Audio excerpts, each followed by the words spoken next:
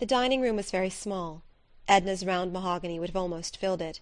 As it was, there was but a step or two from the little table to the kitchen, to the mantel, the small buffet, and the side door that opened out on the narrow brick-paved yard.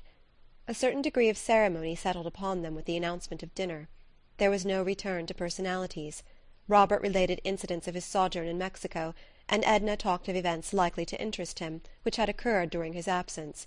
The dinner was of ordinary quality, except for the few delicacies which she had sent out to purchase. Old Celestine, with a bandana tignon twisted about her head, hobbled in and out, taking a personal interest in everything, and she lingered occasionally to talk patois with Robert, whom she had known as a boy. He went out to a neighbouring cigar-stand to purchase cigarette-papers, and when he came back he found that Celestine had served the black coffee in the parlour. "Perhaps I shouldn't have come back," he said. "When you are tired of me, tell me to go." "You never tire me. You must have forgotten the hours and hours at Grandisle in which we grew accustomed to each other, and used to being together." "I have forgotten nothing at Grandisle," he said, not looking at her, but rolling a cigarette. His tobacco pouch, which he laid upon the table, was a fantastic embroidered silk affair, evidently the handiwork of a woman. "You used to carry your tobacco in a rubber pouch," said Edna, picking up the pouch and examining the needlework. "Yes, it was lost." "Where did you buy this one? In Mexico?" "It was given to me by a Vera Cruz girl. They are very generous," he replied, striking a match and lighting his cigarette. "They are very handsome, I suppose, these Mexican women. Very picturesque, with their black eyes and their lace scarfs." "Some are. Others are hideous, just as you'll find women everywhere." "What was she like, the one who gave you the pouch? You must have known her very well." "She was very ordinary. She wasn't of the slightest importance. I knew her well enough." "Did you visit her at her house? Was it interesting? I should like to know and hear about the people you met and the impressions they made on you."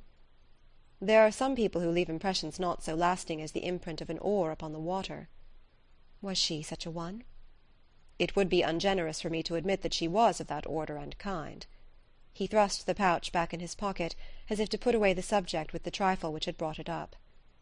Arobin dropped in with a message from Mrs. Merriman to say that the card party was postponed on account of the illness of one of her children. "How do you do, Arobin?" said Robert, rising from the obscurity. "Oh, Lebrun. To be sure. I heard yesterday you were back. How did they treat you down in Mexique?" "Fairly well." "But not well enough to keep you there. Stunning girls, though, in Mexico.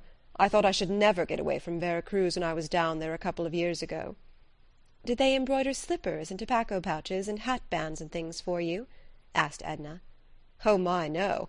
I didn't get so deep in their regard. I fear they made more impression on me than I made on them." "You were less fortunate than Robert, then." "I am always less fortunate than Robert. Has he been imparting tender confidences?" "I've been imposing myself long enough," said Robert, rising and shaking hands with Edna. "Please convey my regards to Mr. Pontellier when you write." He shook hands with Arobin and went away. "Fine fellow, that Lebrun," said Arobin when Robert had gone. "I never heard you speak of him." "I knew him last summer at Grandisle," she replied. "Here is that photograph of yours. Don't you want it?" "What do I want with it? Throw it away." She threw it back on the table.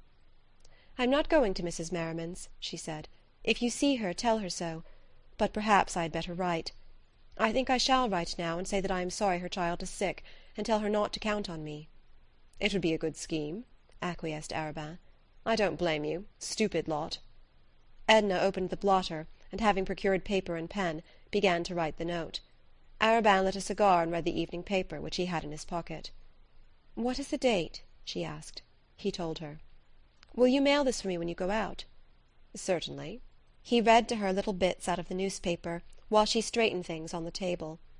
"What do you want to do?" he asked, throwing aside the paper.